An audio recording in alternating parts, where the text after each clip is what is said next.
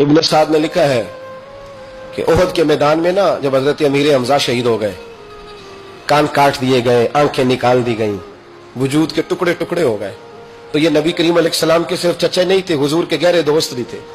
6 महीने उम्र का फर्क था, इकट्ठे सारा बचपन मुबारक गुजरा था। मेरे रसूल करीम अलैहिस्सलाम के चचा जब इस तरह शहीद किए गए ना, तो हजरत सफिया, हजरत अमीर हमजा की सगी बहन, दूर से देखने के लिए दौड़ी। तो नबी करीम ने हजरत जुबैर से कहा, उनके बेटे से, फरमाया ये बहन है, इससे देखा नहीं जाएगा, ये नसीबों वालियां नहीं देख सकती अपने भाइयों की तकलीफ, तो तू जाके ना इसे रोक दे, किसी तरीके से माँ को मना, हजरत अमीर हमजा का चेहरा ना देखे, ये बड़ा प्यार करती है भाई से, इसके लिए थोड़ा मुश्किल हो जाएगा।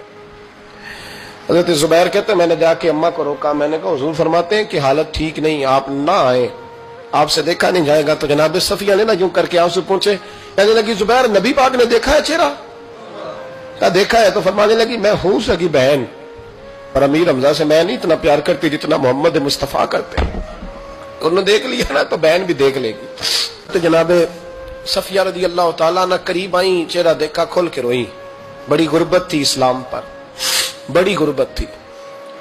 कफन के लिए भी कपड़ा मौजूद नहीं था, कफन के लिए। जनाब सफिया वापस गई खैमे में तो 2 चादरें लाई, हुजूर की बारगाह में अर्ज करने लगी कि मेरे भाई का ना वजूद कट गया है, 2 चादरों में कफन देना, एक जरा नीचे बिछाना, एक जरा ऊपर डालना, 2 चादरों में। अल्लाह के महबूब कफन देने लगे तो हजरत सुहेल एक सहाबी थे, वो भी साथ, उनका भी वजूद कटा हुआ था। तो महबूब ना वापस आ गए। जनाब सफिया कहने लगी क्या हुआ? का मेरा हौसला नहीं पड़ता कि चचा को कफन दे दूं और दूसरा गरीब ऐसे ही पड़ा रहे, यहां नफसा नफसी पड़ी नहीं, कौन उठ के सोचता इतना जात से ऊपर का चचा को कफन दे दूं और वो पड़ा रहे। हजरत सफिया कहने लगी इजाजत है कि चादर उनको दे दे, एक मेरे भाई को दे दे। नबी करीम अलैहिस्सलाम ने चादरें खोली तो एक लंबी थी, एक छोटी थी। का सफिया अब मैं क्या करूं? यानी वहां जब मैयत पड़ी है, जनाजा पड़ा है, शहादत हो गई है, वहां भी कुर्बानी का ये जज्बा, अब मैं क्या करूं? अब क्या हुआ? फरमाया अगर मैं बड़ी चादर चचा को दूं तो ये भी मेरा दिल नहीं करता कि मैं उनको बड़ी दे दूं और दूसरे गरीब को छोटी दे दूं, अब क्या करें? तो हजरत जुबैर बिन अवाम कहने लगे मुझे आप दोनों का पतला है, अगर आप कहें तो मैं कुरान अंदाजी कर दूं। यानी उस वक्त जब आंसू बह रहे हैं, तड़प है, फिर भी इतना हौसला नहीं कि अपने चचा को, अपने भाई को तो ढांप दिया जाए और दूसरे की मैयत पड़ी रहे।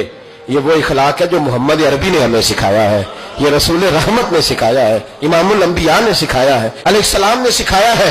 कुरानदाजी की गई तो बड़ी चादर हजरत सुहेल के नाम निकल आई, छोटी हजरत अमीर हमजा के नाम निकली।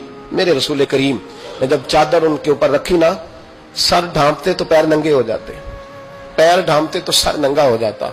महबूब ने निगाह उठा के आसमान की तरफ देखा तो फरमाया जल्दी से कब्र में रखते कब्र बंद करो, मुझे पैगाम आया है कि आप ना सर ढांप दे, पैरों पे घास डाल दे, कब्र बंद होगी तो अल्लाह मेरे चचा को जन्नत का लिबास अता फरमा दे।